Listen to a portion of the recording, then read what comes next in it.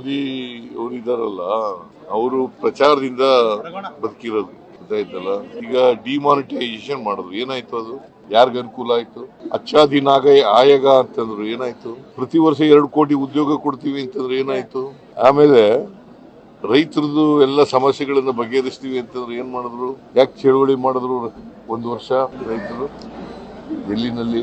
ಅವರು ಏನ್ ಹೇಳಿದ್ರು ಮೇಜರ್ ಆಗಿ ಒಂದನ್ನೂ ಮಾಡ್ಲಿಲ್ಲ.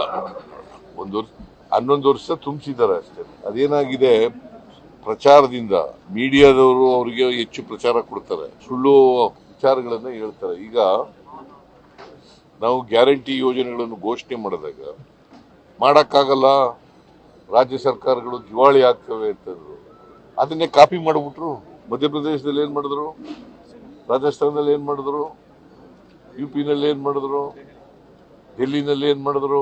ಆಮೇಲೆ ಗುಜರಾತ್ ನ ಚೀಫ್ ಮಿನಿಸ್ಟರ್ ಇರುವಾಗ ಎವಲ್ಯೂಷನ್ ಆಫ್ ಟ್ಯಾಕ್ಸಸ್ ನಲ್ಲಿ 50% ಬರಬೇಕು ಅಂತ ಹೇಳಿದ್ರು. ಇವರೇ ಪ್ರೈಮ್ ಮಿನಿಸ್ಟರ್ ಆದ್ರೂ ಏನ್ ಮಾಡಿದ್ರು? ಮಾಡ್ಲಿಲ್ಲ ಏನು. ನಿರ್ಮಲಾ ಸೀತಾರಾಮನ್ 5,300 ಕೋಟಿ ಕೊಡ್ತೀವಿ ಅಂತ ಹೇಳಿದ್ರು, ಕೊಟ್ರ?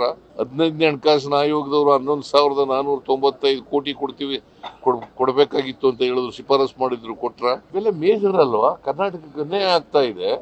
ಬಿಜೆಪಿ ಅವರು ಇದನ್ನೆಲ್ಲ ಕೇಳಿ ಅಂತಂದ್ರೆ ಜನಗಳಿಗೆ ಸುಳ್ಳನ್ನ ಇಟ್ಟು ಅಪಪ್ರಚಾರ ಮಾಡ್ತಾ ಇದಾರೆ. ನೀವು ಎಷ್ಟು ಬಾರ್ ಕೊಡ್ತೀರಾ ಸರ್ ಗೌರ್ಮೆಂಟ್ಗೆ? ಯಾರಿಗೆ? ಮೋದಿ ಗೌರ್ಮೆಂಟ್ಗೆ? 0.